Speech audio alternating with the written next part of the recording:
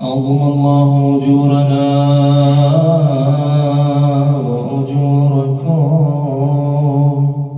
بمصابنا بالحسين عليه السلام، وجعلنا وإياكم من الطالبين بثاره مع ولي الإمام المهدي من آل محمد عليهم السلام. صلوا على محمد وآل محمد. اللهم صل على محمد وآل محمد. السلام عليك يا أبا عبد الله، السلام عليك يا ابن رسول الله، السلام عليك يا ابن أمير المؤمنين وابن سيد الوصيين، السلام عليك يا ابن فاطمة سيدتي نساء العالمين، السلام عليك يا ثار الله وابن ثاره والوتر الموتون، السلام عليك وعلى الأرواح التي حلت بفنائه، عليكم مني جميعا سلام الله أبدا ما بقيت وبقي الليل والنهار. يا أبا عبد الله، يا أبا عبد الله، لقد عظمت الرزية وجلت وعظمت المصيبة بك علينا وعلى جميع أهل الإسلام، وجلت وعظمت مصيبتهم في السماوات على جميع أهل السماوات.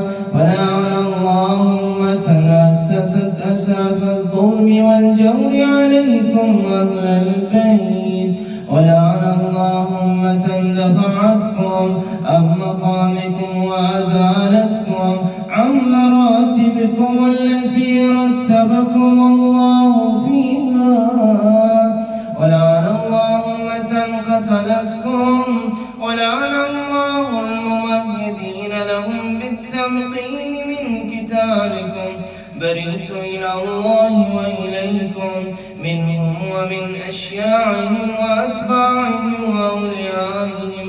يا أبا عبد الله، يا أبا عبد الله، إني سلم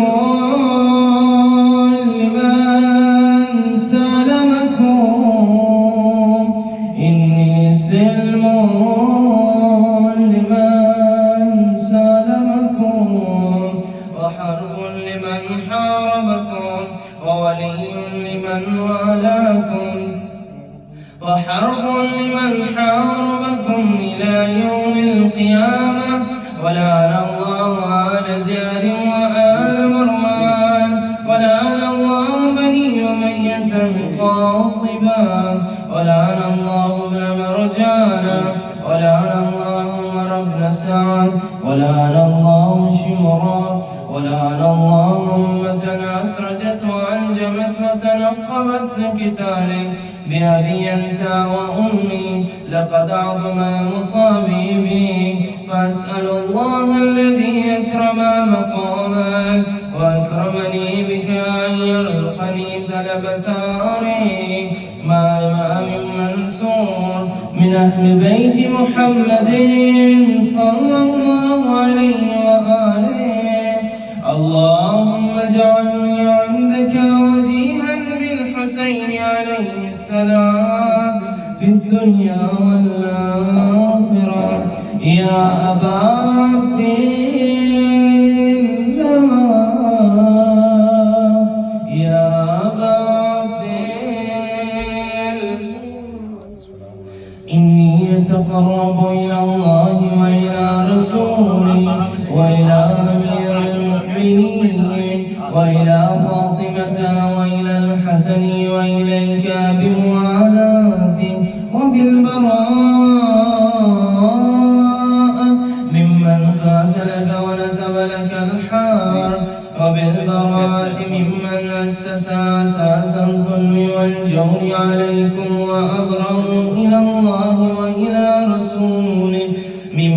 أسس ذلك وبنى عليه بنيانه وجرى في ظلمه وجوره عليكم وعلى أشيائكم بريت إلى الله وإليكم منهم وأتقرب إلى الله ثم إليكم بموالاتكم وموالاة وليكم وبالبراءة من أعدائكم والناصبين لكم الحال وبالبراءة من أشيائهم وأتباعهم إني سلم لمن سلمكم وحرب لمن حاربكم وولي لمن والاكم وعدو لمن عاداكم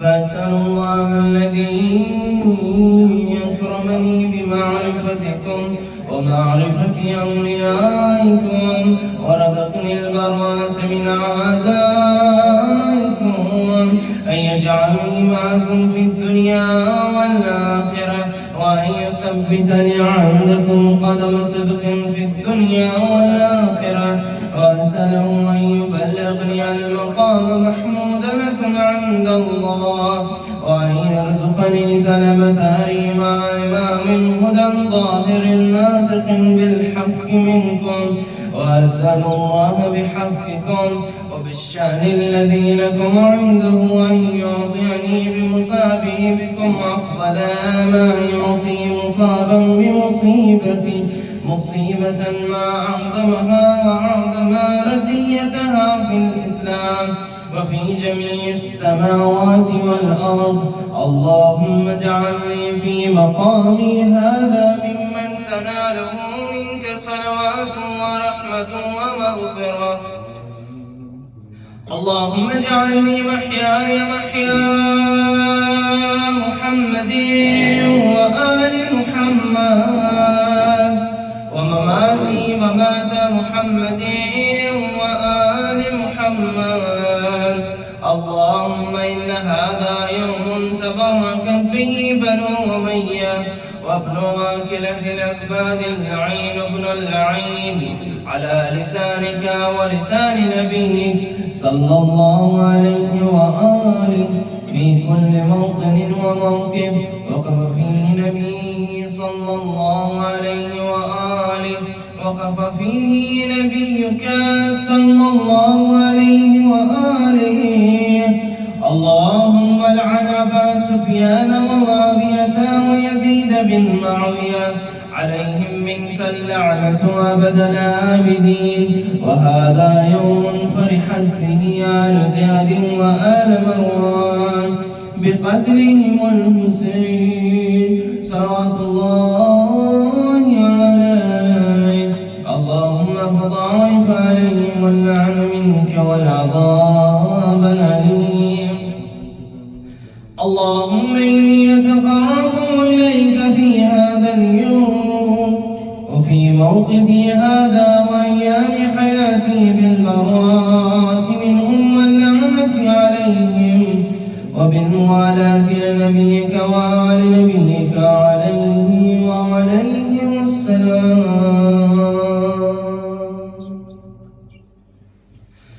اللهم لعن أول ظالمين ظلم حق محمد وآل محمد وآخر تعب له على ذلك اللهم لعن العصابة التي جاهدت الحسين عليه السلام وشايعت وبايعت وتابعت على قتله اللهم لعنهم جميعا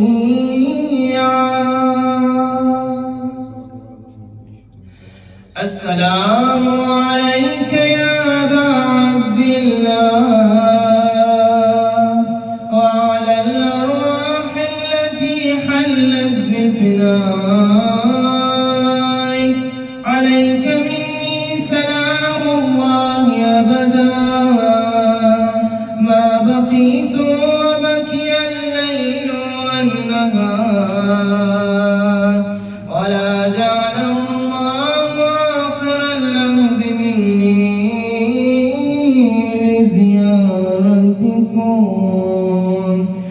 السلام على الحسين وعلى علي بن الحسين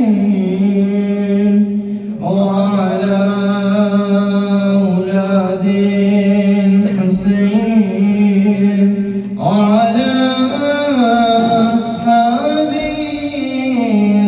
الحسين. اللهم خص أنت أول ظالم باللعن مني وابدأ به أولا ثم لعن الثاني والثالث والرابع. اللهم لعن يزيد خامسا ولعن عبيد الله بن زياد وابن مرجانا وعمر بن السعاد وشمرا وآل أبي سفيان وآل زياد وآل مروان إلى يوم القيامة. اللهم لك الحمد وحمد الشاكرين لك على مصابهم الحمد لله على عظيم رزيته.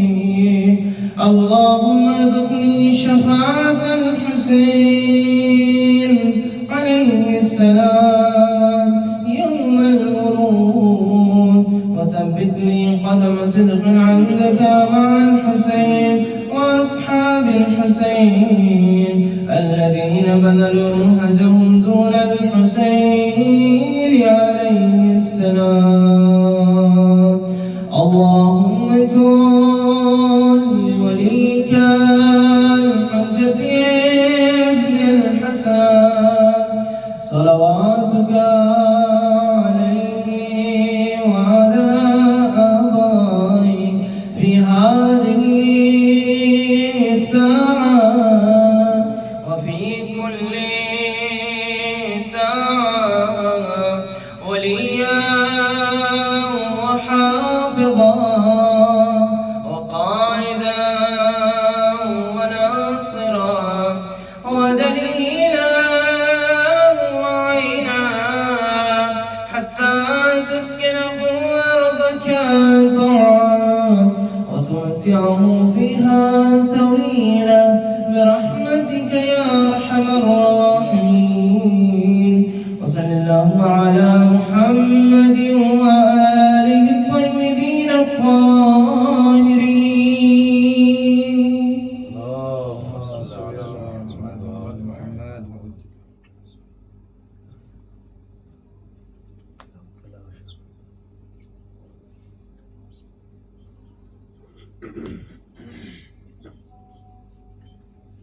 صلوا على محمد وآل محمد. اللهم صل على محمد وآل محمد.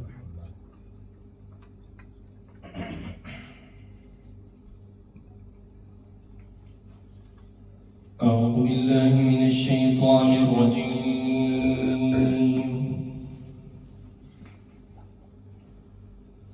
بسم الله الرحمن الرحيم.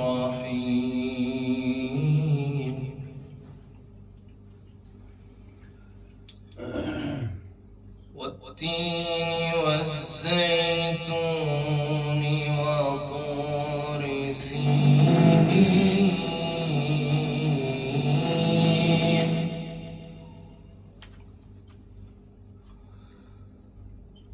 وهذا البلد الأمين.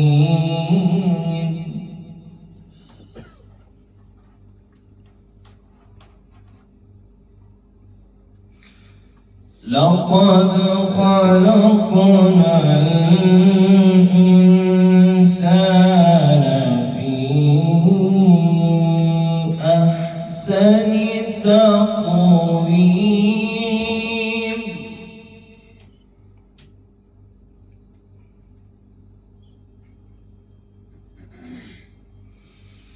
ثم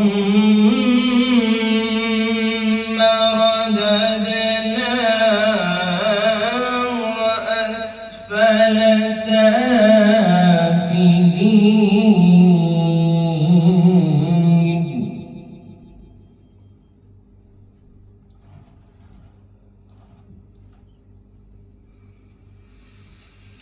إلا الذين آمنوا وعملوا الصالحات فلهم أجر غير ممنون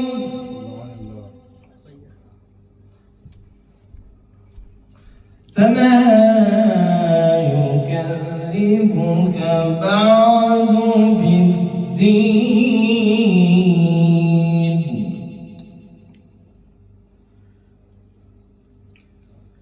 أليس الله بأحكم الحاكمين بسم الله الرحمن الرحيم إذا جاء نصر الله والفتح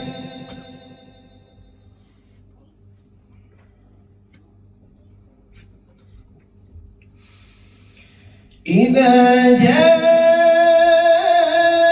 نصر الله والفتح ورأيت الناس يدخلون في دين الله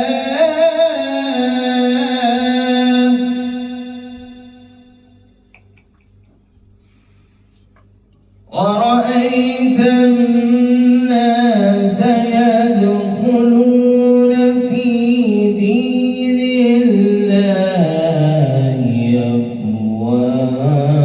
أفواجا وسبح بحمد ربك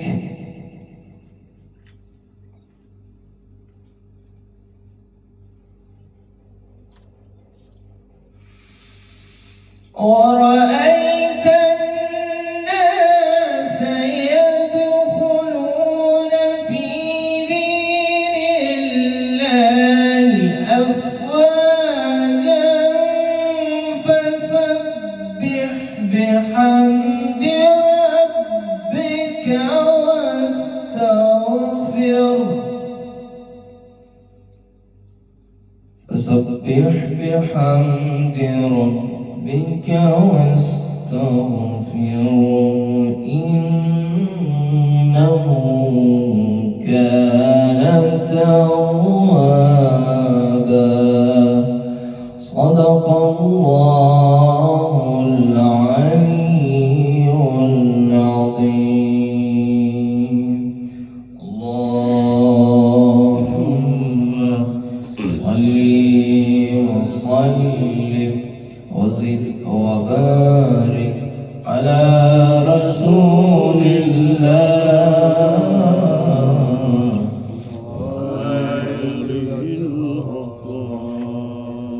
على رسول الله وآله الأطهار ایک مطلب چند اشعار ملاحظہ فرمائیں کہ جو بھی کمالات تھے دنیا بشر میں جو بھی کمالات تھے دنیا بشر میں سارے ہی سمٹ آئے ہیں حیدر کے پسر میں سنے کہ جو بھی کمالات تھے دنیا بشر میں جو بھی کمالات تھے دنیا بشر میں سارے ہی سمٹ آئے ہیں حیدر کے پسر میں میں سامنے رکھتا ہوں جو قرآن کی آیت، چہرہ تیرا آتا ہے نظر زیر و زبر میں۔ میں سامنے رکھتا ہوں جو قرآن کی آیت، چہرہ تیرا آتا ہے نظر زیر و زبر میں۔ اور یہ معجزہ ہے، چہرہ تیرا آتا ہے نظر زیر و زبر میں، یہ معجزہ ہے فرش عزائے شہیدی کا۔ یہ معجزہ ہے فرش عزائے شہیدی کا، جنت میں ٹہلاتا ہوں رہتے ہوئے گھر میں۔ یہ معجزہ ہے فرش عزائے شہیدی کا، جنت میں ٹہلاتا ہوں رہتے ہوئے گھر میں۔ اور تو روک دے شبیر کے اصغر کا تبسم، ملاحظہ فرمائیں کہ تو روک دے شبیر کے اصغر کا تبسم، گردن ہے تیرے تیر میں خنجر میں تبر میں۔ تو روک دے شبیر کے اصغر کا تبسم، گردن ہے تیرے تیر میں خنجر میں تبر میں۔ اور نیچا سا نظر آتا ہے یا عرش معلا، تھی اتنی بلندی تیرے نیزے کے سفر میں۔ نیچا سا نظر آتا ہے یا عرش معلا، تھی اتنی بلندی تیرے نیزے کے سفر میں۔ باپ کی سال سوال کی مجلس ہے، رضا سلسلے سے ایک نظم پیش کرتا ہوں بڑی مشہور نظم ہے۔ دن ڈھلے جب کر کے مزدوری، رضا آتا ہے باپ۔ دن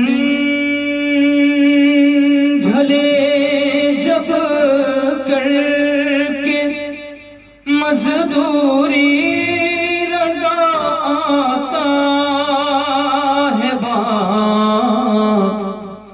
دیکھ کر ہنستے ہوئے بچوں کو سکھ پاتا ہے باپ۔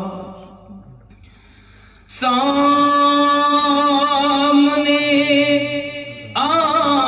آنکھوں کے جس بیٹے کے مر جاتا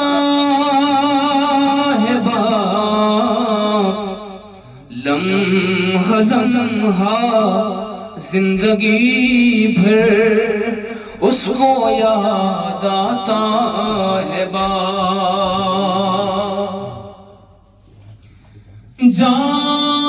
جان کتنے خواب کرتے ہیں سفر بچے کے ساتھ، جان کتنے خواب کرتے ہیں سفر بچے کے ساتھ۔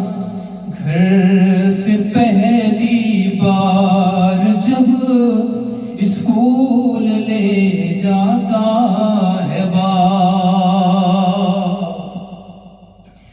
عمر بھر رہتی ہے اس بیٹے کے دل میں ایک خلش، عمر بھر رہتی ہے اس بیٹے کے دل میں ایک خلش، جب ترقی دیکھنے سے پہلے مر جاتا ہے باپ۔ تھام کر انگلی جسے چلنا سکھایا مدتوں،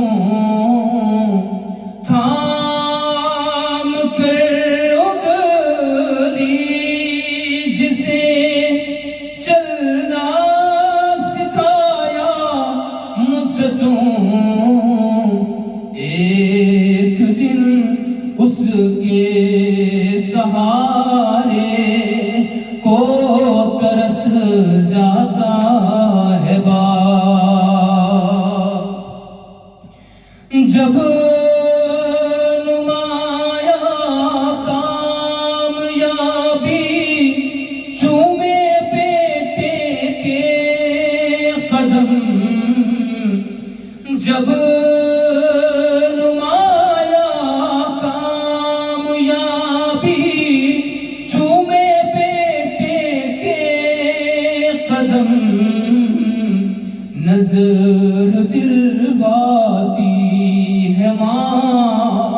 سجدے میں گر جاتا ہے باپ، زندگی بھر چلتا رہتا ہے مشینوں کی طرح، زندگی بھر چلتا رہتا ہے مشینوں کی طرح، موت کی گودی میں ایک دن تھک کے سو جاتا ہے باپ، روتے روتے بس یہی کہتا ہے وہ ہائے حسین، روتے روتے بس یہی کہتا ہے وہ ہائے حسین، جب کبھی اپنے جوان بیٹے کو دفناتا ہے باپ، رو کے زینب نے کہا بابا بھلا گھر لٹ گیا، رو کے زینب نے کہا بابا بھلا گھر لٹ گیا، جب شب شام غریباں میں نظر آتا ہے باپ، ہونے والی ہے ہونے ہی والی ہے اس شام غریباں کی سحر، بازوؤں کو چوم کر بیٹی کو سمجھاتا ہے باپ، قید خانے میں ہوا کوہرام، بچی مر گئی، قید خانے میں ہوا کوہرام، بچی مر گئی، خواب میں ایک شب سکینہ کو نظر آتا ہے باپ، یہ عزاداری کا صدقہ ہے جو برزخ میں رضا، مجلسوں میں روتے ہیں ہم اور جزا پاتا ہے باپ۔ چار مسئلے بات کے حوالے سے مشکل سے بھی ہو گئے تھے، پیش کرتا ہوں اس کے بعد رب کی ایک بخشی ہوئی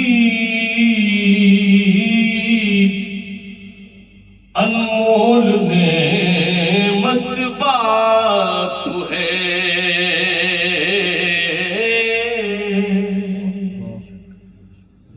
رب کی ایک بخشی ہوئی انمول نعمت باپ ہے، اپنے بچوں کے لیے بے مثل دولت باپ ہے، اپنے بچوں کے لیے بے مثل دولت باپ ہے، اور یہ ایک احساس ہے اپنے بچوں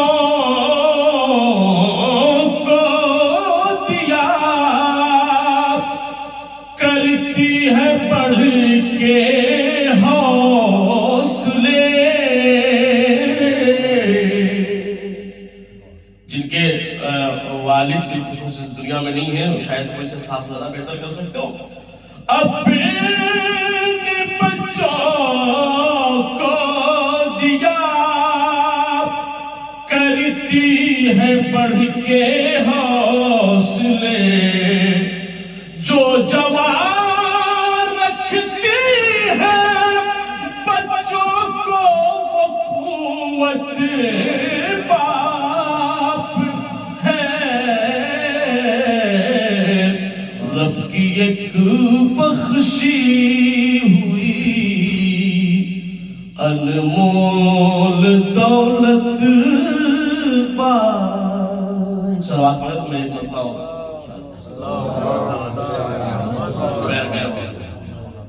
خدا فرمائے اور آپ سب اور والے تعزیت سے حاضر ہوئے ہیں. وہ لوگ مٹ نہیں سکتے، وہ لوگ مٹ نہیں سکتے، کبھی جفاؤں سے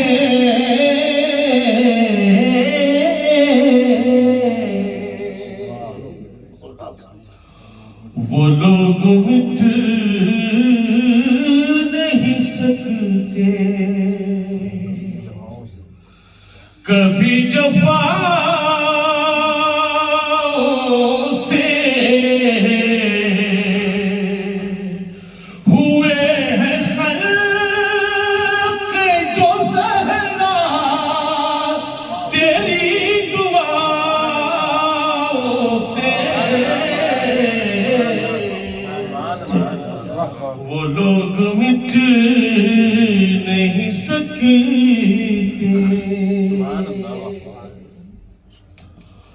قصور آل محمد کے دشمنوں کا نہیں. کیا کہنا ہے بابا؟ قصور آل محمد کے دشمنوں کا نہیں. امانتوں میں خیانت ہوئی ہے ماؤں سے،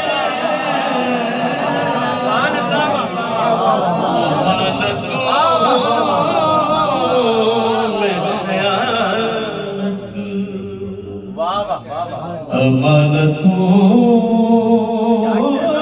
میں خیانت. مجھے سارے اشعار سے یاد دیا ہے. یوں ذوالفقار تبسم چلائی مقتل میں، یوں ذوالفقار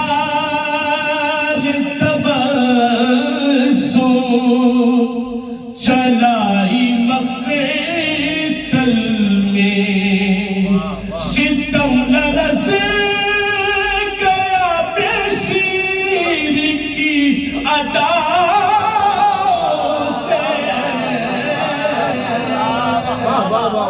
ستم لرز گیا بے شیر. بہت پہلے ہم انڈیا میں نہیں رہتے تھے، نجف نہیں آئے تھے، الہ آباد کا دوسرا تھا. خدا کا بندہ لڑا وقت کے خداؤں سے، یہ اسی کا کلام ہے. یوں ذوالفقار تبسم خدا پاک کی وحدانیت بچانے کو خدا کا بندہ لڑا، خدا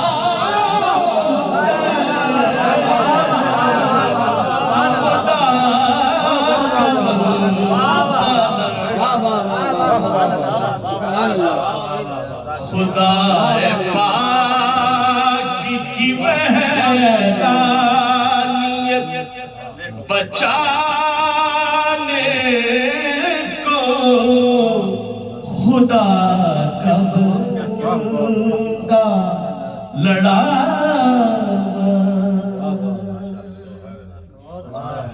خدا کا بندہ لڑا اور ردائے زہرا کا سایہ نہ پائیں گے وہ لوگ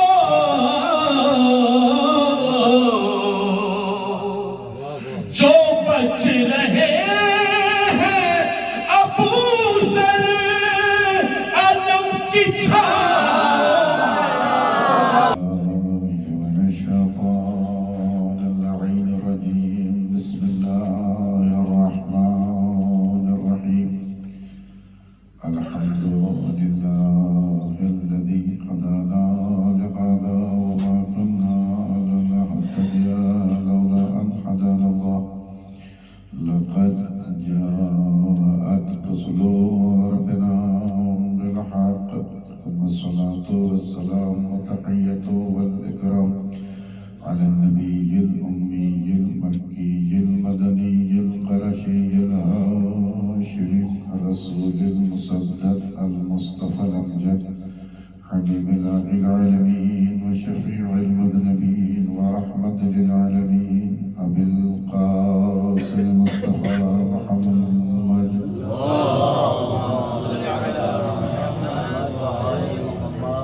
وعلى أهل بيته الطيبين الطاهرين المعصومين المظلومين ولعنة الله على أعدائهم أجمعين منكري فضائلهم وغاصبي حقوقهم رب اشرح لي صدري ويسر لي أمري واحلل عقدة من لساني يفقهوا قولي أما بعد فقد قال الله سبحانه وتعالى في القرآن الحكيم وهو أصدق القائلين وقوله الحق بسم الله الرحمن الرحيم ولقد كرمنا بني آدم حملناهم في البر والبحر ورزقناهم من الطيبات وفضلناهم على كثير ممن خلقنا تفضيلا صلى الله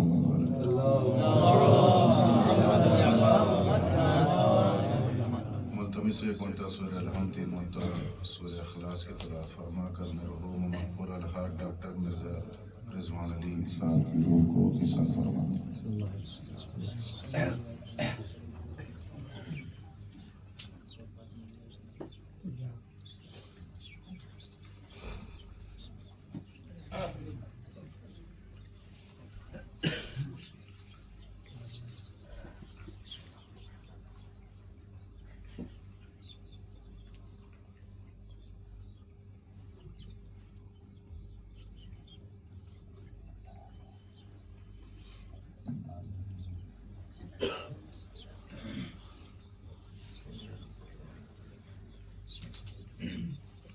صلی اللہ علیہ محمد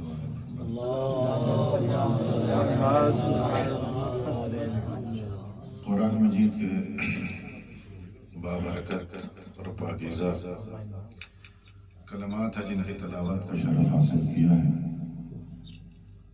اور یہ آیت بہت ہی معروف اور مشہور ہے، جس میں اللہ نے مقصد تخلیق بھی سمجھایا ہے اور شرائط مقصد تخلیق بھی سکھایا ہے، اور یہ بیان کیا کہ ہم نے بنی آدم کو خلق کیا ہے، اور صرف خلق نہیں کیا ہے بلکہ وَلَقَدْ كَرَّمْنَا بَنِي آدم، ہم نے اس کو مکرم بنایا ہے، یعنی اس کی بنیاد، اس کی خلقت، اس کی پہلی اینٹ عزت پر رکھی گئی ہے. یہ اور بات ہے کہ جیسا سانچہ ہوتا ہے ویسا اس کو ڈھال کے تیار کر دیتا ہے، لیکن اللہ نے اس کو بہت عزت دار بنایا ہے. اگر یہ عزت یا مانت بچا کے رکھے تو پھر اللہ نے وعدہ کیا ہے کہ نہ اللہ کو کوئی رسوا کر سکتا ہے نہ مومنین کو کوئی رسوا کر سکتا ہے۔ اللہ کے لیے بھی عزت ہے اور صاحبان ایمان کے لیے بھی عزت و تکریم ہے، لیکن یہ عزت و تکریم اللہ نے جو بیان کی ہے اس کے کچھ شرائط ہے۔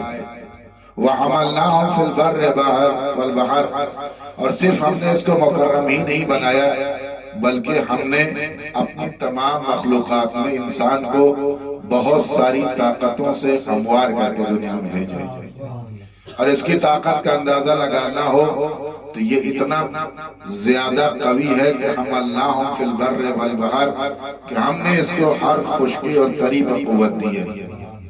یہ زمین پر بھی لوہے دوڑا سکتا ہے اور یہ دریا میں بھی لوہے پر سواری کر سکتا ہے۔ ہم نے اس کو بہت طاقت و قوت عطا کی ہے۔ اتدم انما جرکن جرم صغیر فیکن توا عالم اکبر۔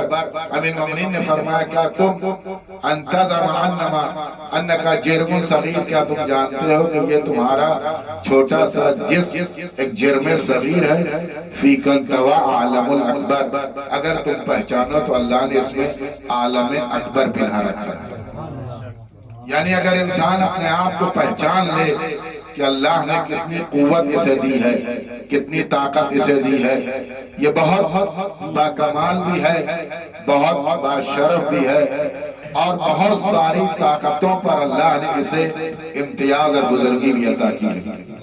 اب تیسری شرط یہ ہے عزت و تکریم جہاں پر اللہ نے دی ہے وہیں پر اللہ کی بارگاہ میں قبولیت کے لیے ایک بڑی شرط یہ ہے وَرَزَقْنَاهُمْ مِنَ الطَّيِّبَاتِ، اور ہم نے اسے پاکیزہ رزق دیا۔ توجہ کیجئے، یہ اور بات ہے کہ ہم تھوڑا سا گھبرا جاتے ہیں اور پلیٹ فارم چینج کر دیتے ہیں اور حصول رزق کا طریقہ بدل دیتے ہیں، ورنہ اللہ کا وعدہ تکریم کے ساتھ ساتھ اس تقریب میں اللہ نے ایک بات اور رکھی کہ رزق بھی ہم نے تمہارے لیے پاکیزہ مہیا کیا۔ جس پروردگار عالم کو تمہاری شکم مادر میں تمہارے دہن کو بند کر کے ناف کے ذریعے سے غذا اس لیے پہنچایا کہ تمہارا دہن آلودہ اور تمام غلیظ پانی سے، نجس پانی سے آلودہ نہ ہونے پائے، نجس نہ ہونے پائے، اسے کیسے یہ گوارا ہو کہ جب تم ہماری معرفت کے باب میں قدم رکھو تو تمہارا وجود نجس ہو جائے۔ اس لیے اللہ نے وَرَزَقْنَاهُمْ مِنَ الطَّيِّبَاتِ کی قید لگا دی، اور اس کے بعد اللہ نے کہا وَفَضَّلْنَاهُمْ عَلَى كَثِيرٍ، اس کے علاوہ ہم نے بے شمار مخلوقات میں ہم نے اسی انسان کو فضیلت دی۔ وَخَلَقْنَاهُمْ، ہم نے ایسا اس کو خلق کیا اور ایسی فضیلت دی جیسی فضیلت دینے کا حق ہے، یعنی ہم نے اس کے اوپر فضیلت کا باب تمام کر دیا ہے۔ جتنی بھی فضیلت تم سوچ سکتے ہو دوسری مخلوقات کے لیے، وہ ساری امتیازات، وہ ساری بزرگیاں، وہ سارے کمالات، وہ سارے شرف ہم نے سمیٹ کے انسان کے اندر رکھ دیا۔ اس پر ایک لمبی چوڑی تقریر کبھی ہم کر چکے، اس کو دہرانا نہیں چاہتے، اور یہ بہت المیہ بھی ہے کہ مقرر اپنی تقریر کو دہرا نہیں سکتا، شاعر جیسے بھی چاہے کلام کئی مرتبہ پڑھ سکتا ہے۔ صلوات پڑھیے محمد۔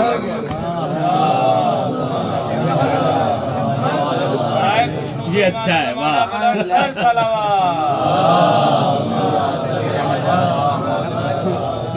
ایک مرد بزرگ، ایک مرد مومن، خدمت خلق رکھنے والے عظیم انسان کے ایصال ثواب کے مجلس ہے، اسی سے مربوط چند باتیں اور روایتیں پیش کر کے اور بہت کم وقت میں اپنی بات تمام کر دیں گے، توجہ کیجئے گا۔ اللہ کی نگاہ میں قد معیار نہیں ہے، نسل اور بزرگی سوائے نسل جناب سیدہ کے کوئی نسل اللہ کی بارگاہ میں معتبر نہیں ہے۔ اگر نسل معیار ہوتی، اہل بیت کو وہاں تخصصاً اہل بیت کو خارج کیا گیا، وہ اس مستثنیات میں سے ہیں، اس لیے کہ وہ بزرگی بھی کسی بزرگ کی وجہ سے ہے، وہ احترام بھی کسی شخصیت کی وجہ سے ہے، ہماری وجہ سے نہیں ہے۔ یہ اور بات ہے کہ قسمت میں ہماری اس نسبت کو اللہ نے رکھا ہے، اس لیے سادات کے اعتبار سے ہم محترم ہیں، ورنہ یہ شرف یہ بزرگی صرف اس لیے ہے کہ آل رسول ہے۔ صلوات پڑھیے محمد والے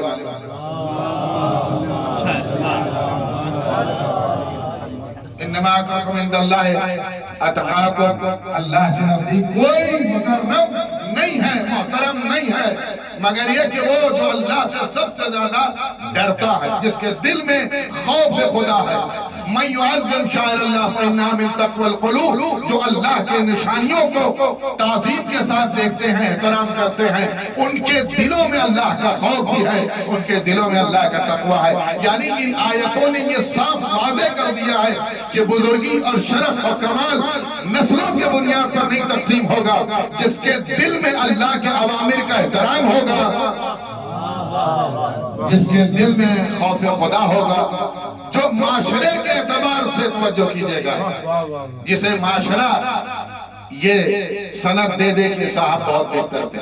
اس لیے امیر المومنین نے نہج البلاغہ میں فرمایا کہ ایسا انتظام کر کے جاؤ کہ اپنی بستی میں تمہارا معیار یہ ہو کہ جانے کے بعد لوگ تم پر روئیں گریہ کریں کہ کوئی ایسا تھا جو چلا گیا، تمہارے وجود کے جانے کے بعد خوش نہ ہو جائے۔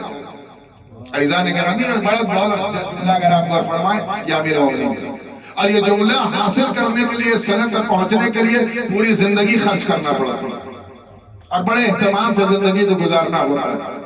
اسی لیے اللہ نے یہ جو شرطیں لگائی ہیں، لقد کرمنا بنی آدم، یہ لقد کرمنا بنی آدم، عید تو ہم نے رکھی ہے عزت و تقریب پر، اب اسے سنوارنا، سجانا، بچانا تمہاری ذمہ داری ہے۔ تم اپنے کردار کو کتنا بچا کر کے اللہ کی بارگاہ میں لے جا سکتے ہو، یہ تمہارے اختیار میں ہے۔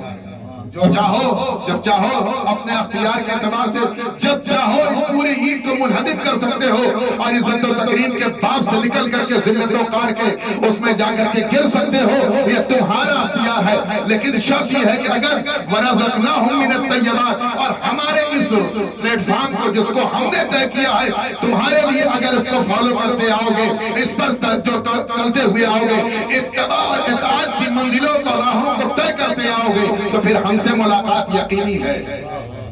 لیکن اعزان گرامی، اس کے لیے ضروری ہے کہ انسان اپنے اس خلقت کے معیار کو سمجھے۔ ایک سوال یہ ہے کہ وَلَقَدْ كَرَّمْنَا بَنِي آدم، تو بنی آدم تو مطلق ہے کہ جتنے بنی آدم ہیں سب محترم ہیں، سب مکرم ہیں، سب عزت دار ہیں۔ اگر ظالم اور مظلوم دونوں عزت دار ہیں تو فرق کیا ہے؟ اللہ کی عدالت پر حرف ہوتا ہے، معصوم اور غیر معصوم دونوں عزت دار ہیں تو اللہ کی عدالت پر حرف آتا ہے۔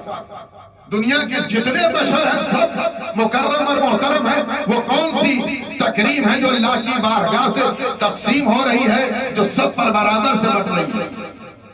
عزیزان گرامی، اگر سب محترم ہیں تو مظلوم اللہ کی بارگاہ میں استغاثہ کر سکتا ہے،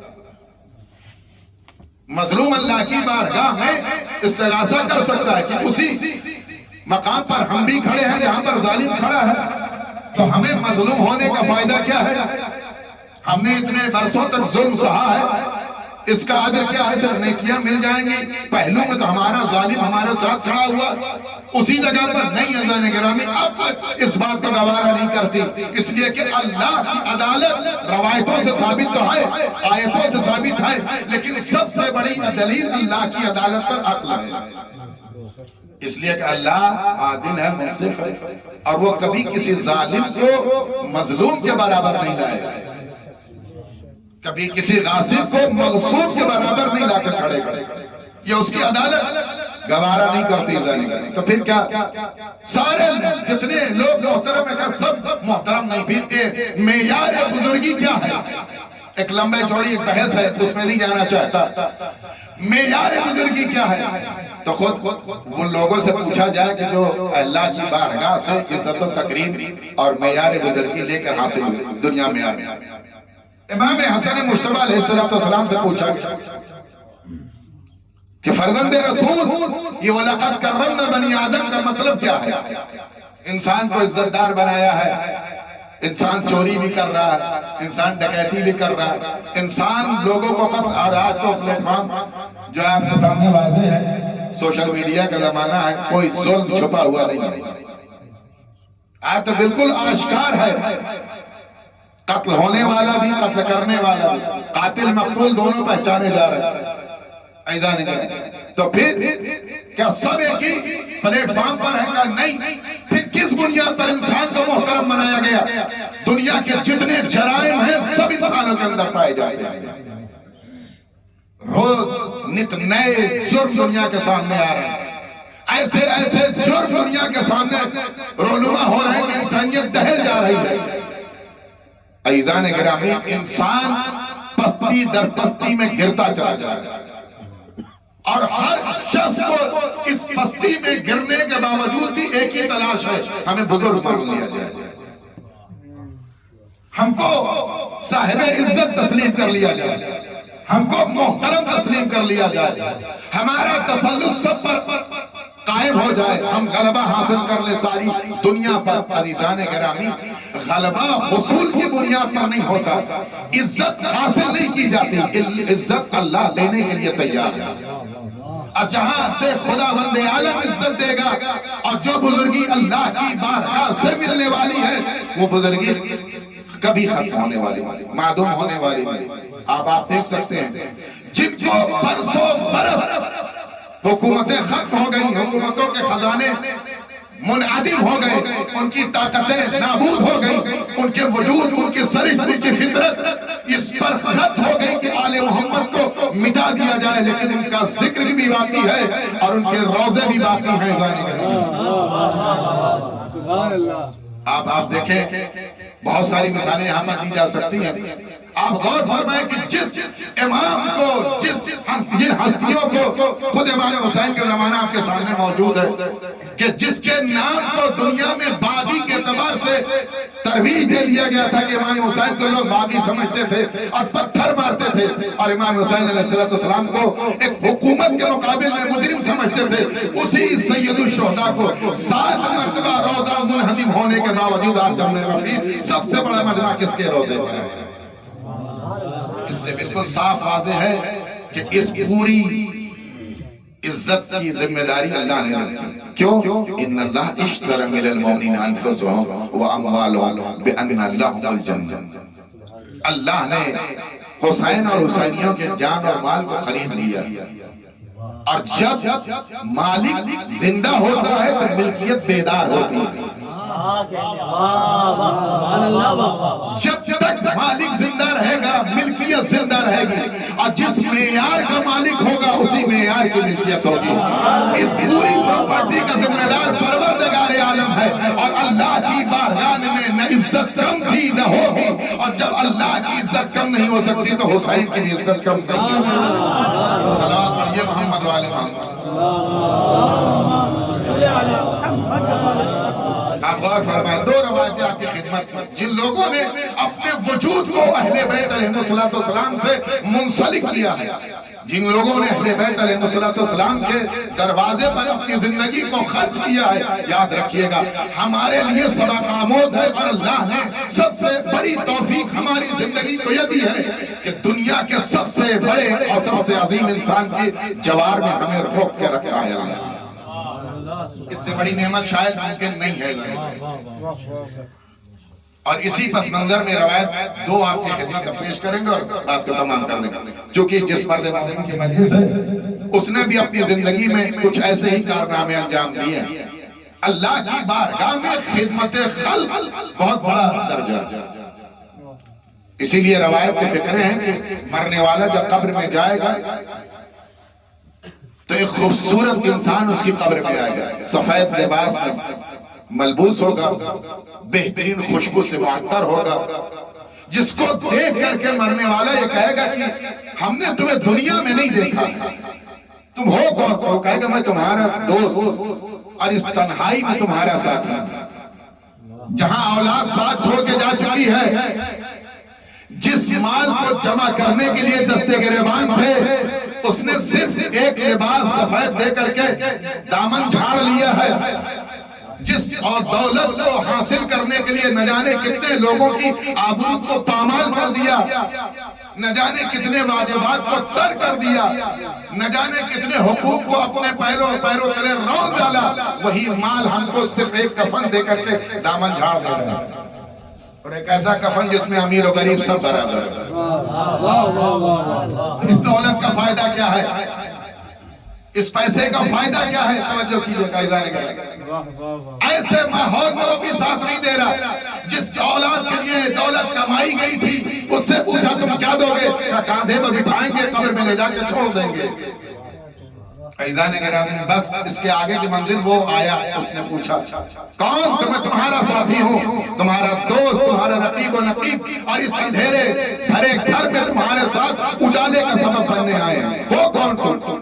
ہم نے تمہیں دنیا میں نہیں دیکھا۔ کہا تم نے دنیا میں دیکھا نہیں ہے، صحیح بات ہے، لیکن میں تمہیں یاد دلاتا ہوں خدمت خلق۔ روایت کے فقہ امام نے فرمایا کہ وہ شخص کہے گا وہ کون؟ کہ میں وہی ہوں کہ جب تم نے کسی مومن کی فلاں مقام پر مدد کی تھی اور اس مدد اور قوت کی بنیاد پر اس مومن کی صاحب حاجت کے لبوں پر مسکراہٹ ابھری تھی، اس مسکراہٹ کا نتیجہ ہم ہیں، اس تبسم کا نتیجہ ہم ہیں۔ اللہ کی اس مسکراہٹ کو اللہ نے اتنا پسند کیا کہ اس تبسم کی بنیاد پر اللہ نے ہمیں وجود عطا کیا کہ تم نے ایک مومن کی مدد کی ہے کہ اللہ کا بندہ ہے۔ یاد رکھو اسی بنیاد پر اللہ نے ہمیں خلق کیا کہ تم نے اس وقت اللہ کی اس مخلوق کا ساتھ نہیں چھوڑا، اللہ نے وعدہ کیا ہم تمہارا ساتھ نہیں چھوڑیں گے۔ صلوات پڑھیے محمد و آل محمد۔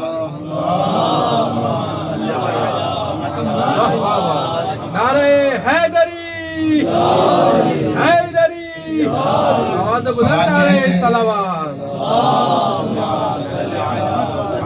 انسان مکرم ہے، محترم ہے۔ امام سے پوچھا گیا مولا کیوں؟ امام نے فرمایا عقل کی بنیاد پر۔ انسان عقل کی بنیاد پر محترم اور مکرم ہے، اور دلائل کی دنیا میں، حجج کی دنیا میں، برہان کی دنیا میں سب سے بڑی دلیل رشد، سب سے بڑی دلیل وجدان ہے، سب سے بڑی دلیل انسان کی عقل ہے۔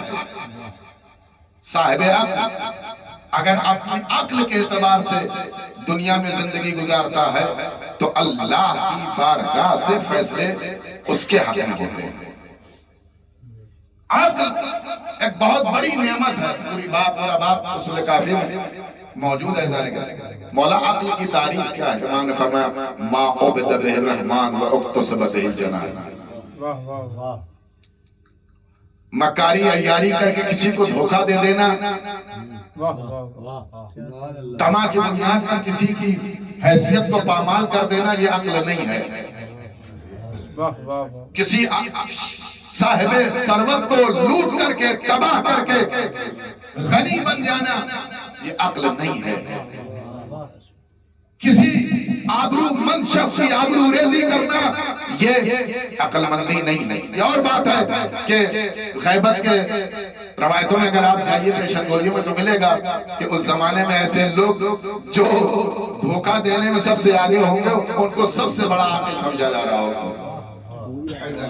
لیکن امام نے تعریف کر دی ہے اقتصب بہ الجنان ما عبد بہ الرحمن۔ عقل وہ ہے کہ جس کے ذریعے سے رحمان کی عبادت کی جائے، وہ اقتصب بہ الجنان، اور جس کے ذریعے سے جنت کا مستحق بنا جائے۔ عزیزان گرامی اب یہ صاف ہو گیا ہے اور بالکل آئینے کی طرح ہے کہ ہر انسان صبح سے شام تک یہ پہچان سکتا ہے، کسی کو بتانے کی ضرورت نہیں ہے، خود اس کا نفس اسے بتائے کہ عاقل ہو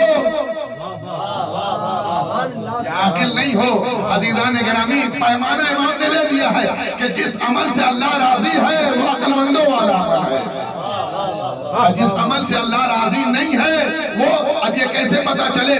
جہاں پر نفس تمہاری ملامت کرنے لگے، جہاں تمہارا وجدان تمہیں مجرم ٹھہرائے، وہ بات جو ہے غلط ہے۔ عزیزان گرامی یاد رکھیے میں نے جملہ کبھی کہا تھا، دنیا کی ہر چیز سے بک سکتی ہے، انسان کی نظر بک سکتی ہے، انسان کا وجود بک سکتا ہے، انسان کی سماعت بک سکتی ہے، انسان کی تحریر بک سکتی ہے، انسان کی زبان بک سکتی ہے، لیکن انسان کا دل نہیں بیچا جا سکتا، انسان کا قلب نہیں بیچا جا سکتا۔ عزیزان گرامی جس بات پر ہمارا دل گواہ ہو چکا ہے، عزیزان گرامی نظریں پھیری جا سکتی ہیں لیکن دل کہے گا جو دیکھا تھا وہ صحیح دیکھا تھا، جو دیکھا تھا وہ صحیح دیکھا تھا، دل نہیں خریدا جا سکتا، اسی لیے اللہ نے تمام کائنات میں جسمانی اعتبار سے بھی اللہ نے بتایا ہے کہ آنکھ ہے، پیر ہے، ساری چیزیں تمہارے جسم کو حجت ہے، لیکن اس حجت پر ہم نے ایک امام بنایا ہے، اور امام وہ کیا ہے؟ دل ہے تمہارا۔ یہ آنکھیں فیصلہ کریں گی دل کی بنیاد پر، یہ ہاتھ فیصلہ کرے گا دل کی بنیاد پر، یہ زبان فیصلہ کرے گی دل کی بنیاد پر۔ اب تمہارا دل بتائے گا رحمان راضی ہے یا راضی نہیں ہے۔ صلوات پڑھیے محمد والے محمد۔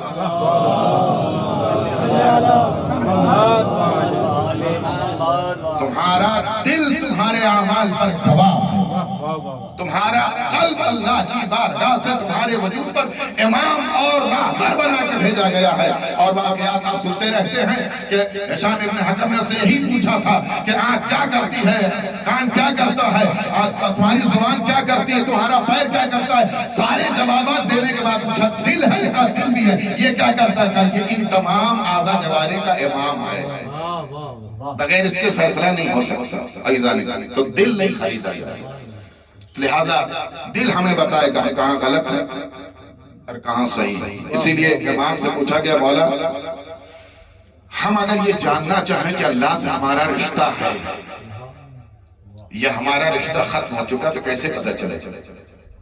توجہ کیجیے، بڑا سوال ہے۔ خداوند عالم سے ہمارا رشتہ بچا ہوا ہے یا ہمارے گناہوں کی کثرت کی بنیاد پر رشتہ منقطع ہو گیا، ختم ہو گیا؟ اور رشتہ منقطع ہونے کا مطلب کیا ہے؟ لعنت کی فہرست میں آ گیا۔ رشتہ بچنے کا مطلب کیا ہے؟ رحمت کے باب میں موجود ہے۔ اس لیے کہ لعن کے معنی ہی طرد کے ہیں، یعنی اللہ کی رحمت سے دوری۔ پھر کیسے پتہ چلے اللہ سے رشتہ بچا ہوا ہے یا نہیں؟ تو امام نے فرمایا کہ یہ دیکھنا تمہارے گناہ کہ ارتکاب کے بعد تمہارا نفس تمہاری علامت کرتا ہے یا نہیں۔ اگر پشیمانی ہے تو اس کا مطلب اللہ کی نگرانی باقی ہے۔ اگر شرمندگی نہیں ہے، لوٹ کر کے آئے اور بالکل آرام سے بیٹھے ہوئے، کوئی شکن بھی نہیں پیشانی پر، اطمینان کے عالم سے زندگی گزر رہی ہے، کل اور آج دونوں برابر ہے، کل اور آج دونوں برابر ہے، مساوی ہے، نفس بولتا ہی نہیں کچھ۔ اس کا مطلب ہم گناہوں کے ارتکاب کی بنیاد پر اب ہم مومن نہیں رہے، فسق کی منزل میں آ گئے۔ اب ہم پر گناہوں کا پردہ اتنا پڑ چکا ہے کہ اب ہمارا نفس بھی سو چکا ہے، اب ہمیں جگائے گا نہیں۔ تو یہ دیکھنا کہ تمہارا نفس تمہاری غلطی پر تمہیں متنبع کرتا ہے یا نہیں۔ ماں عبد بہ الرحمن واقتصب بہ الجناب۔ عزیزان گرامی آپ غور فرمائیں، خدمت خلق بہت بڑی نعمت۔ امام علی نقی علیہ السلام ابھی ولادت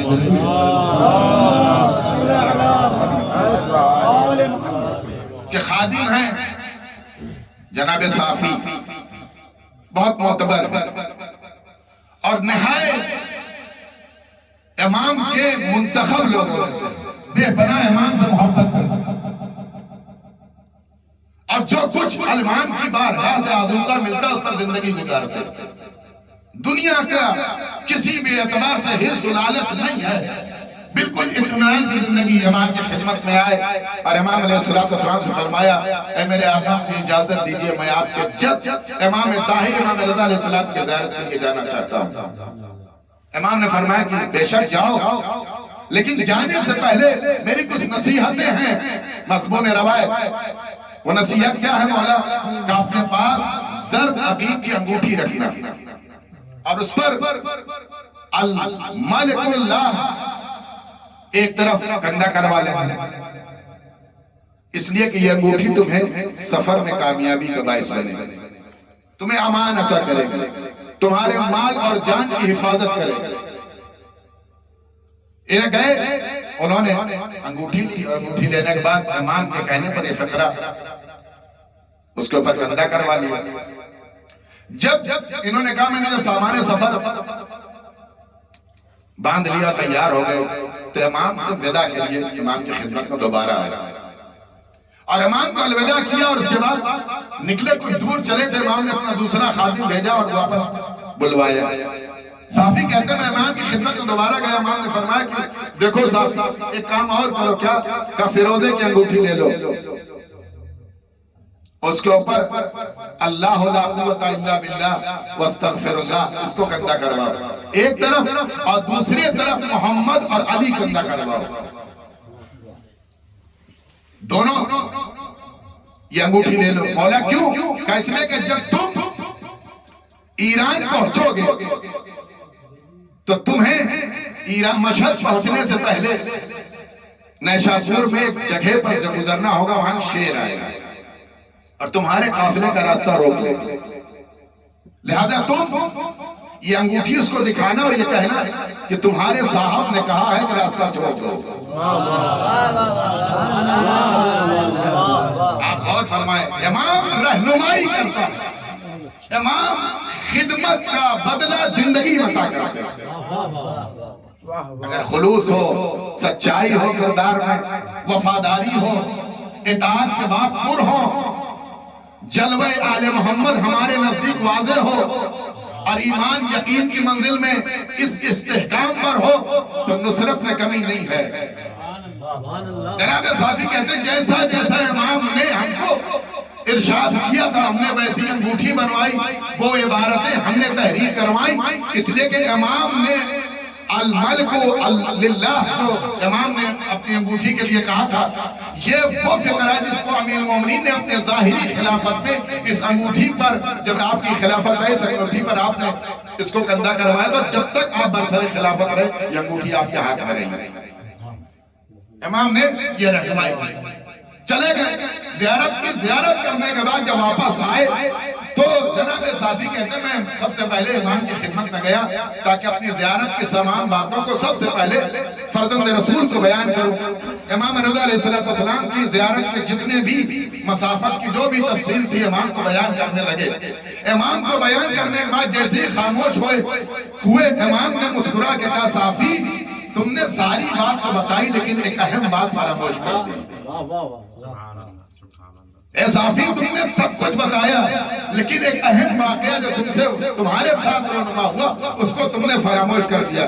کہ مولا یقیناً میں بھول گیا کہ اگر تمہاری اجازت ہو تو ہم بیان کریں۔ کہا مولا بالکل بیان کیجئے۔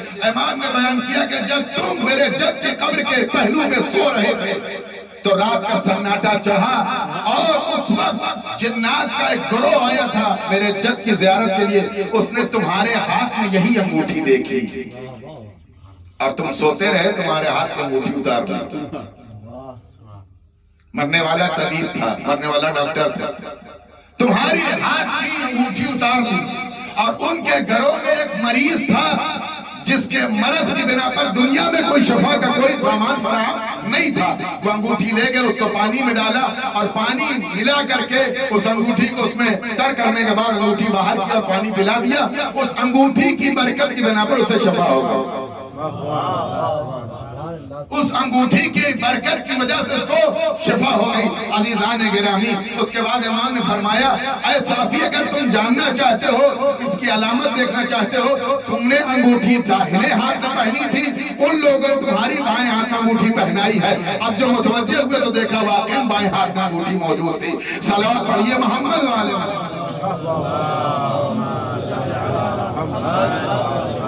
آپ نے غور فرمائے، یہ امام علی نقی علیہ السلام نے اس زائر کی، اس خادم کی جو امام کی خدمت میں زندگی گزار رہا تھا، یہ تحفہ پیش کیا۔ ایک روایت اور عزیزان گرامی آپ غور فرمائیں، جس کے دل میں خوف خدا ہو، جس کے دل میں اہل بیت علیہ السلام کی معرفت ہو، جو وفادار اہل بیت علیہ السلام ہوتا ہے وہ اللہ کی بارگاہ میں بھی محترم ہوتا ہے اور اہل بیت کی بارگاہ میں بھی محترم ہوتا ہے۔ اسی لیے اور اس کی دلیل یہ کہ من یعظم شعائر اللہ فإنها من تقوی القلوب، جو اللہ کی نشانیوں کی تعظیم کرتے ہیں ان کے دل میں تقوی اور احترام ہوتا ہے۔ جیسے جیسے ارشادات امام علی نقی نے کیے تھے، امام کی باتوں کو پاکیزہ اور محترم سمجھ کے عمل کیا اور امام نے اس کی نصرت کر دی۔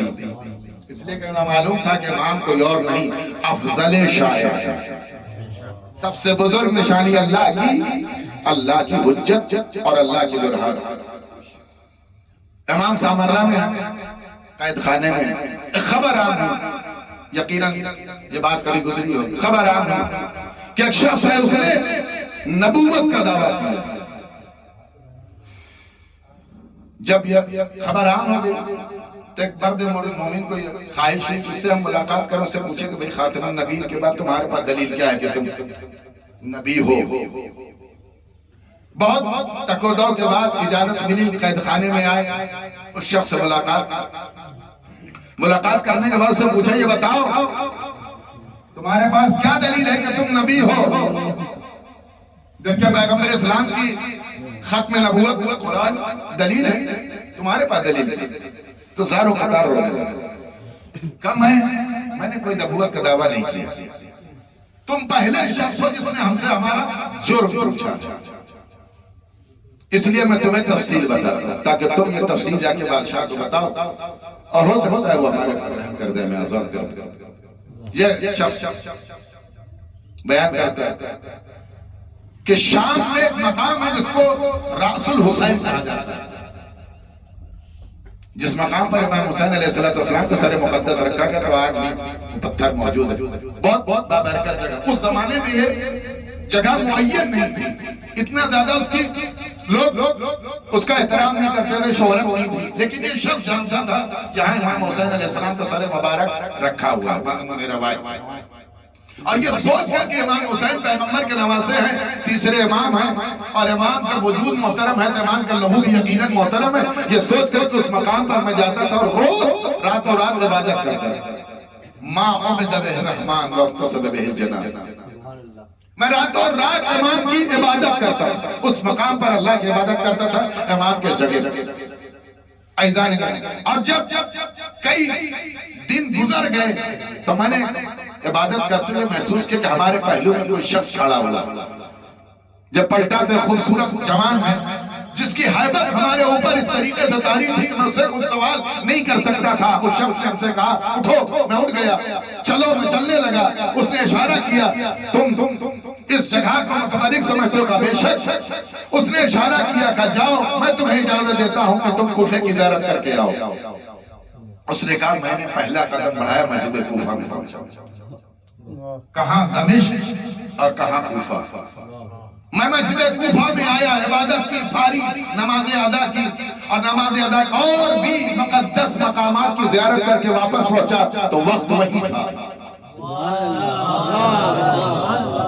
میں وہاں پہنچ گیا، میں نے زیارت کی، پھر دوسرا دن آیا، یہاں تک کہ کئی دن جب گزر گئے تو اب مجھے اس شخص کی انسیت سے، اس کے لطف سے اب تھوڑا سا تکلف برطرف ہو گیا تھا.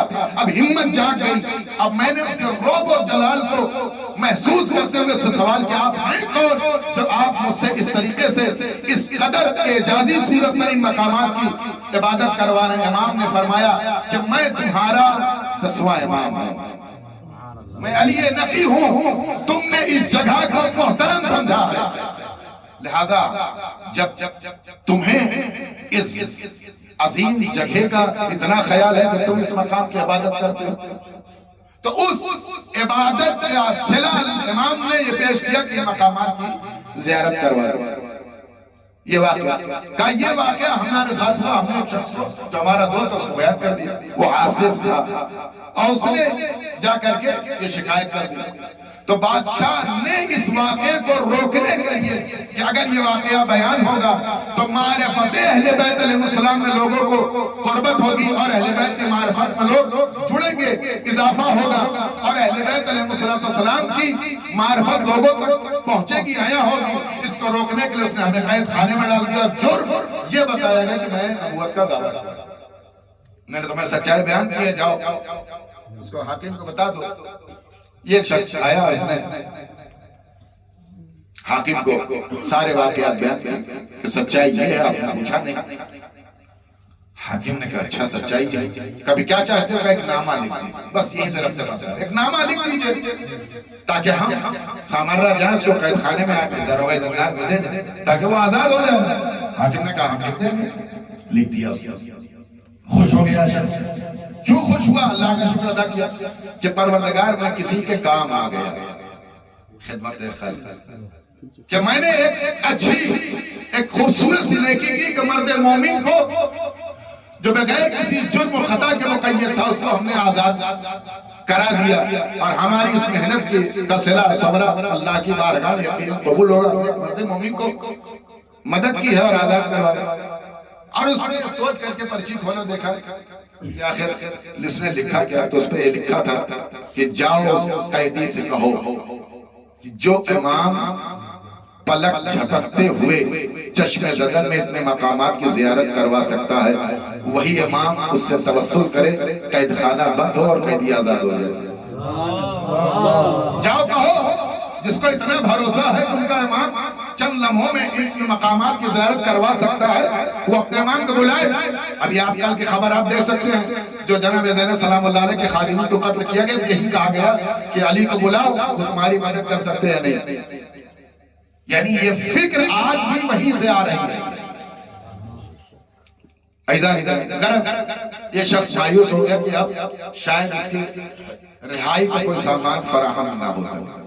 لیکن چونکہ وعدہ کیا تھا تو پیغام تو پہنچانا ہی تھا. دوبارہ ہم کو جانا ہوگا اس کے قیدی کو بتا دیں کہ بھئی کوئی اور سور سفارش تلاش کرو ہو سکتا ہے تم آزاد ہو. یہ سوچ کے پھر سامانہ کے قید خانے کی جانب پڑے. اس نے کہا خدا کی قسم جب میں قید خانے کے قریب پہنچا تو ایک شور ہم نے سنا, ایک ہنگامہ تھا. لوگ قید خانے کے ارد گرد دوڑ رہے تھے اور سارے فوجی پریشان تھے.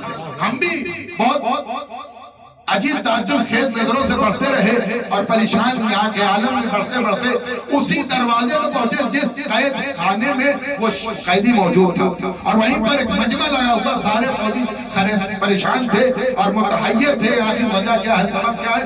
میں مجمع کو بھاڑتا ہوا قریب پہنچا تو ہم نے قیدی سے پوچھا, ایک سپاہی سے پوچھا بات کیا ہے. کہا بات عجیب و غریب ہے جو آج تک اس قید خانے میں نہیں ہوئی. کہا کیوں؟ کہا اس لیے کہ قید خانہ بند ہے اور قیدی آزاد ہے. قید خانہ بند ہے اور قیدی آزاد ہے, زنجیریں بکھری ہوئی ہیں. کہ پھر ہٹ جاؤ ہم کو سجدہ شکر کرنے دو, اس لیے کہ اللہ جانتا ہے اپنی رسالت کو کہاں رکھنا ہے. صلوات پڑھیے محمد والے محمد.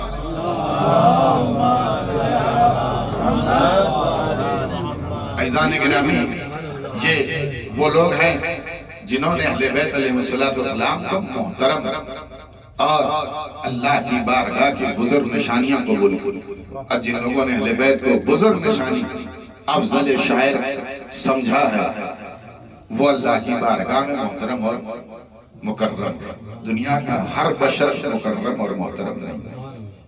اللہ کی نگاہ میں جس کے دل میں ایمان اور تقوی ہے وہ محترم. بس عزیزان گرامی بات میں تمام کر چکا. تو امام علی نقی علیہ السلام نے ایک ایسے شخص کی رہنمائی اور مدد کی جو مظلوم کربلا کے اس مقام کو محترم سمجھتا ہے. اس لیے آپ زیارت کے ابواب میں آپ دیکھیں جو ترغیب دلائی گئی, ہر امام نے کربلا جانے کے لیے اپنے خادموں کو, اپنے چاہنے والوں کو, اپنے منسلک افراد کو یہ ترغیب دلائی کہ کربلا ضرور جانا.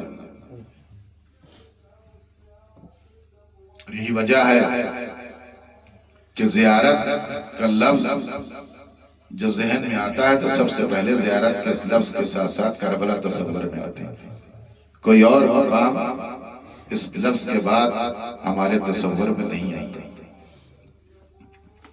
اور جب لوگ سفر زیارت پر آمادہ ہوتے ہیں تو اہل محلہ کہیں سے کسی بات کی خواہش نہیں کرتے, لیکن ہاں ایک بات کی خواہش ضرور کرتے کہ کربلا سے کچھ لانا نہ لانا, اگر کوئی تحفہ لانا تو ایک کفن ضرور لیا. مشہد جانے والے سے کفن نہیں مانگا جاتا, نجف میں آنے والے زائر سے کفن نہیں مانگا جاتا, جنت البقیع کے زائرین سے کفن نہیں مانگا جاتا. کیوں کربلا کے زائر سے کفن مانگا جاتا ہے؟ اس لیے کہ نجف میں سونے والا امیر کفن کے ساتھ سو رہا, مشہد میں سونے والا غریب امام کفن کے ساتھ سو رہا, جنت البقیع کے سارے معصومین کفن کے ساتھ سو رہے ہیں, کربلا کا مظلوم بے گور و کفن سو رہا ہے. عزیزان گرامی, باپ کا مرنا بچوں کے سامنے ایسا ہی ہے جیسے سایہ دار درخت گرا دیا جائے. اس منزل کو اگر کوئی محسوس کر سکتا ہے تو سید سجاد محسوس کر سکتے ہیں. امام کی 11 رخصتیوں میں سے اہم رخصتی یہی ہے. جب امام خیمے میں جناب زینب کے ساتھ آئے، بیمار امام نے اپنے بابا کو خون میں نہایا ہوا دیکھا تو فوراً جناب زینب سے کہا پھوپھی اماں میرا عصا کہاں ہے، میری تلوار کہاں ہے؟ کہا میرا لال کیا کرو گے؟ کہا دیکھتی نہیں میرا بابا اکیلا ہو گیا ہے، اب میرا بابا کا کوئی مددگار نہیں ہے، میرے بابا کا ناصر نہیں ہے، میرا بابا خون میں نہایا ہوا ہے. بابا میرا چچا کہاں چلا گیا؟ کہ میرا لال دریا کے کنارے شانے کٹا کے سو رہا ہے. بابا میرا بھیا علی اکبر کا سینے میں برچی کھا کے مقتل میں شہید ہو گیا. اے میرا لال اب تم بچے ہو اور ہم بچے ہیں، اب اس کے علاوہ کوئی اور نہیں ہے. اللہ اکبر. عزیزان گرامی، امام سجاد علیہ السلام کے لیے اپنے بابا کو رخصت کرنا بہت بڑا المیہ ہے. عزیزان جب جناب امام حسین علیہ السلام رخصت ہو چکے تو جناب زینب نے فرمایا اے میرے ماں جائے میرے بھیا حسین تمہاری کربلا میں کئی بہنیں ہیں، اپنی بہنوں کے درمیان سے گزر جاؤ، اب یہ آخری مرتبہ چہرہ دیکھنے کو ملے گا. اے میرے بھیا ہم بہنیں حلقہ بنا کے کھڑی ہو جاتے ہیں، ہمارے درمیان سے میرا بھائی گزر جائے. اللہ اکبر. تمام بیویوں کے درمیان سے حسین رخصت ہو رہے ہیں، بہنیں تڑپنے لگی، اب اس کے بعد میرے بھیا کا چہرہ دکھائی نہیں دے گا. اللہ اکبر. حسین رخصت ہوئے، اسی اثنا میں جناب سکینہ نے فرمایا بابا آپ کی بیٹی سکینہ بھی تو ہے. حسین نے کلیجے سے لگا لیا ہے میری بیٹی سکینہ خدا حافظ. اللہ اکبر. امام حسین تمام بیویوں سے اپنی بیٹی سے رخصت ہوئے. عزیزوں رخصت ہو کر کے مقتل میں آئے، اور مقتل میں آئے تو عجیب و غریب منظر ہے عزیزوں. جس حسین نے اب تک سے لاشیں اٹھائی ہیں، جس حسین نے اپنے قریب اپنے رشتہ داروں کو مرتے دیکھا تھا، اب حسین کے ہاتھ میں تلوار ہے. عزیزوں حسین داروں قطار رو رہے ہیں، اور یہ سوچ کر کہ عزیزوں امام نے حملہ کر دیا، اور یہ کہتے جاتے ہیں تم نے مجھ سے میرے عباس کو چھینا ہے، تم نے میرے علی اکبر کو مجھ سے چھین لیا، تم نے میرے 6 ماہ کے بچے کو مار ڈالا، تم نے میرے قاسم کے ٹکڑے کر ڈالے. اللہ اکبر. اس طریقے سے جنگ کی علمان الحفیظ کی صدا آنے لگی. عزیزوں مختار نے شخص کو گرفتار کیا، اور گرفتار کرنے کے بعد اس سے پوچھا یہ بتا تو نے کون سا جرم حسین کے ساتھ کیا ہے؟ کہ مختار جو سزا دینا چاہتے ہو دے دو، اور مجھے قتل کرنا چاہتے ہو قتل کر لو، لیکن جرم مجھ سے نہ پوچھو. کہ نہیں اسی اعتبار سے سزا کی تجویز ہوگی. بتا تو نے کیا کیا ہے حسین کے ساتھ؟ اس ملعون نے کہا اس مختار اگر ظلم سننا چاہتے ہیں تو کلیجے پہ ہاتھ رکھ لو. کہا بتا میں آمادہ ہوں. عزیزو جناب مختار آمادہ ہیں. اس نے کہا کہ سن میں نے جب تو نے دیکھا کہ ایک مرتبہ میں نے دیکھا کہ حسین پشت فرس پر تھے، کوئی تیر مار رہا تھا، کوئی تبر مار رہا تھا، کوئی تلوار سے حملہ کر رہا تھا، کوئی نیزے چبھو رہا تھا، کوئی بھالے امام حسین پر سے حملہ کر رہا تھا، چاروں طرف سے مجمع ٹوٹا ہوا تھا، حسین کو زخمی کر رہا تھا. زہرہ کا لاڈلا کبھی ادھر جاتا ہے کبھی ادھر جاتا ہے. عزیزان گرامی اس نے کہا ہمارے پاس کوئی اسلحہ موجود نہیں تھا، ایک درخت کے کنارے کھڑے ہوئے تھے، میں نے دیکھا کہ تیزی کے ساتھ گھوڑا دوڑتا ہوا مقتل سے خیمے کی جانب رواں دوا ہے، بہت تیزی کے ساتھ حسین کو خیمے کی جانب لے جا رہا تھا. میں نے ایک نوکیلا پتھر اٹھایا، حسین کی پیشانی میں مارا. اللہ اکبر. حسین کی پیشانی میں مارا. اے مختار جیسے یہ تو پتھر پڑا حسین نے اور آگے زمین کی جانب چلے. اللہ اکبر. حسین زمین پر گرے، گھوڑے اپنے نے اپنی باہیں پھیلا دی. اے میرے باقا آہستہ سے اسر اتر جائیے. اللہ اکبر. عزیزو ایک مرتبہ جب گھوڑا باہر آیا اور امام حسین علیہ السلام اس گھوڑے کے زین سے زمین پر آ گئے. اس نے ایک مرتبہ 22 نوجوانوں کو اپنے ٹاپوں سے واصل جہنم کیا. امام حسین کو بچانا چاہتا ہے. عزیزان گرامی امام حسین کے ہاتھ پر اپنے دہن سے اپنی اس چوک کو پکڑا، اور پکڑنے کے بعد لے جان کے امام کے ہاتھوں پر رکھ دیا. مولا آپ کی بہن منتظر ہے، مولا میری پشت پر سوار ہو جائیے مولا. عزیزان گرامی جب امام حسین اٹھ نہ سکے کے اپنی پیشانی کو رنگین کیا، در خیمہ پر آیا، خبر شہادت دی، جناب زینب پچھاڑے کھانے لگی۔ عزیزوں نے قیامت کے آثار نمودار ہوئے، سید سجاد نے گایا، اے میرے لال سید سجاد، کیا قیامت آ گئی؟ کب بھی احمد را خیمے کا پردہ ہٹائیے۔ اب جو خیمے کا پردہ ہٹا، بیٹے نے باپ کا کٹا ہوا سر دیکھا، آواز دی السلام علیکہ یا ابا عبداللہ، السلام علیکہ یا ابن رسول اللہ۔ سیالم الذین ظلموا من قلب ينقلبوا على لعنة الله على القوم الظالمين۔ اللهم كل وليك الحجة بن الحسن صلواتك عليه وعلى آبائه في هذه الساعة وفي كل ساعة وليا وحافظا وقائدا وناصرا ودليلا وإن حتى تسكنوا أرضك ونتمتعوا فيها طويلا۔ بار الہ محمد المصطفى ہمارے اس مختصر سی عبادت قبول فرما۔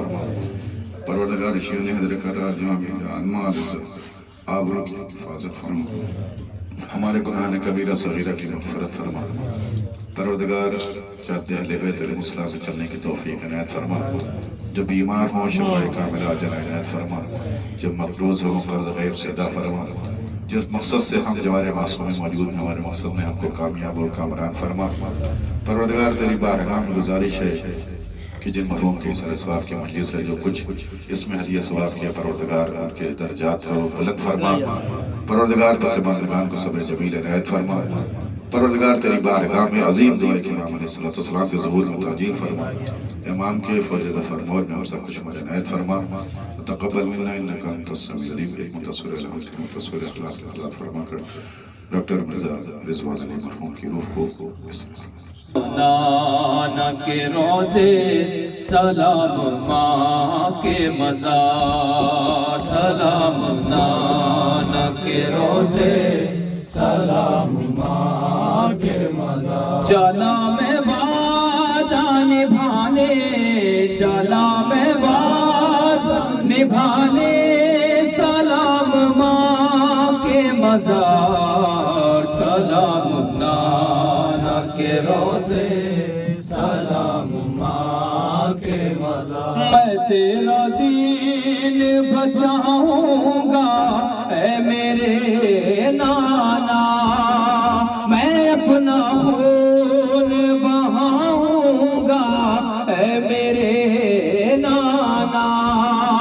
حسین جاتا ہے مرنے، حسین جاتا ہے مرنے، سلام ماں کے مزار، سلام نانا کے روزے سلام ماں کے مزار، سلام نانا کے روزے سلام ماں کے مزار۔ میری شریک سفر بڑھ کے ساتھ چل اماں، سفر پہ جاتا ہوں کپڑے میرے بدل اماں، لباس خلد سجا دے، لباس خلد سجا دے، بدل پہ پھینک بار، سلام نانا کے روزے سلام ماں کے مزار، سلام نانا کے روزے سلام ماں کے مزار۔ دعا کرو کوئی سر پہ ردا نہ ہو اماں، نماز شوق شہادت قضا نہ ہو اماں، نہ آئے میرے چمن میں، نہ آئے میرے چمن میں ستم کی گرد و غبار، سلام نانا کے روزے سلام ماں کے مزار، سلام نانا کے روزے سلام ماں کے مزار۔ دیے جلانے کو نانا تمہارے روزے پر، ضرور آئے گی سغرا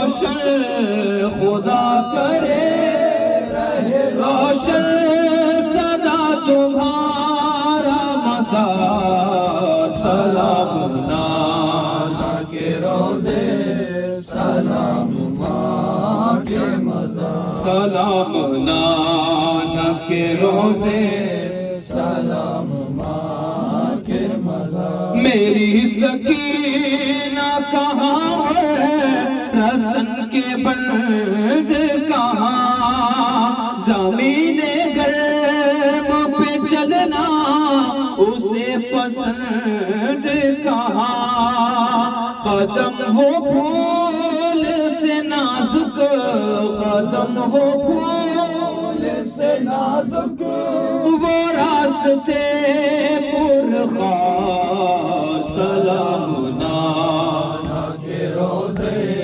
سلام ماں کے مزار یہی ہے سرور و ریحان زندگی کا شرف کبھی زیارت کربو بالا کبھی ہے نجف انہی فضاؤں میں آتی انہی فضاؤں میں آتی ہے شاہدی کی پکار سلام